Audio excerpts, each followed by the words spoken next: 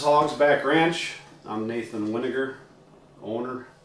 We're going to be doing a video series this year, basically the cycle of a buck, start to finish on growing antlers. But we just had shedding season. These are some sheds here. Basically, I'm going to show you what I look for in a buck and what the process is of shedding. But like this deer right here, this deer went over 300.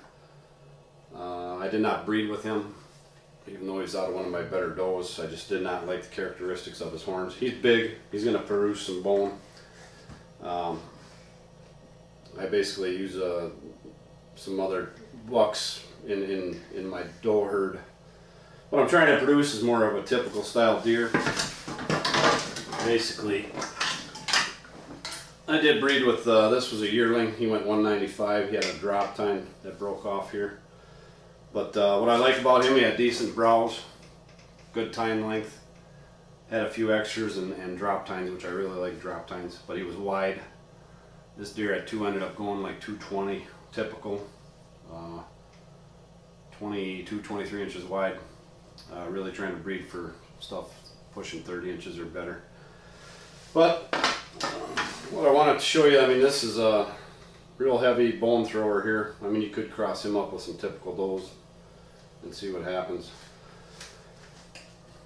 But basically, when the deer sheds out, there's a layer of cells here between the pedicle and the antler. It's called osteoclast.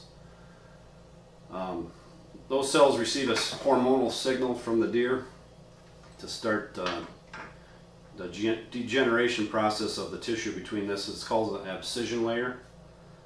It's basically the fastest degeneration of tissue known to man, and I've also heard when they're growing their velvet that that's the fastest growing tissue known in the animal kingdom. Whether that's true or not, I don't know, but it grows very fast. And they can also, they basically, I don't know, I would guess that the shedding process takes maybe a couple days, and they usually shed both sides within 1 or 2 days of each other. And then you always get this characteristic, the waxy ring around here. I don't know what that's caused by, but it's usually there. The other thing you can tell when the sheds are fresh, there'll be some blood in here too. But obviously these have been shed out for a few months already. But, you know, basically I pick up my sheds, I look at my deer, see what I like about them, see what I'm going to use for breeding, what I'm going to cross them up with. Like this deer was a 3-year-old in the 190s. I mean, decent mass, real nice brow tines. But he kind of fell off at the front here. G3, G4's not real long. They're angled. You can kind of see that. They come forward. I don't really like that. I want my tines straight up. Did have some nice drop tines. Decent buck, but not what I would breed with. But like I said, this yearling, I mean, real nice tine length, some extras, some drops. That's what I'm looking for when breeding, and I'll cross them up with my typical throwing does. The shedding process too, I'd like to mention that it's, you can tell a lot from the bone tissue. This is real heavy. This deer was real healthy, was fed really well. My feed program is really good. No issues there.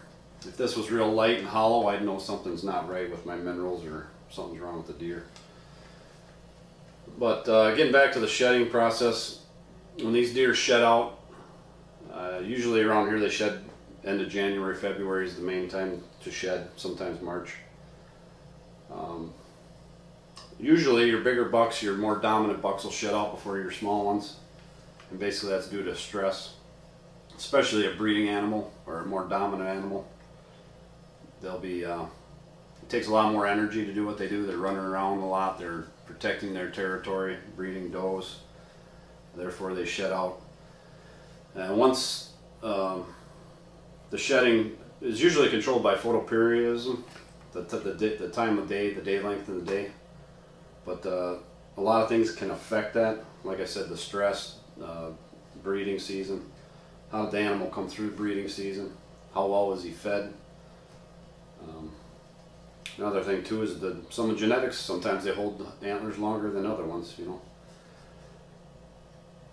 But You know, just because a deer's big doesn't mean it's always the breeding buck. I mean, I've seen 250-inch deer stand there and watch a 145-inch 8-pointer breed does.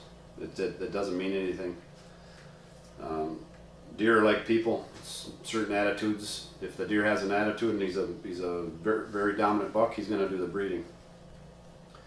But another thing that controls the shedding is stress, I said. But the weather, you know, if you get some nasty 40, 50 below 0 days, that can really, here at, you know, we're in Wisconsin and we get some nasty weather. I've noticed that when you get your first cold snap, you get a lot of deer shedding out real quick. So that plays a big factor in it too. So, but yeah, this we'll keep doing some videos here throughout the year. We're going to start taking some camera pictures, some videos of deer growing their velvet right now, their antlers, and kind of show you that and how fast it grows, and see what the deer look like this summer. So that's it for now. Thanks.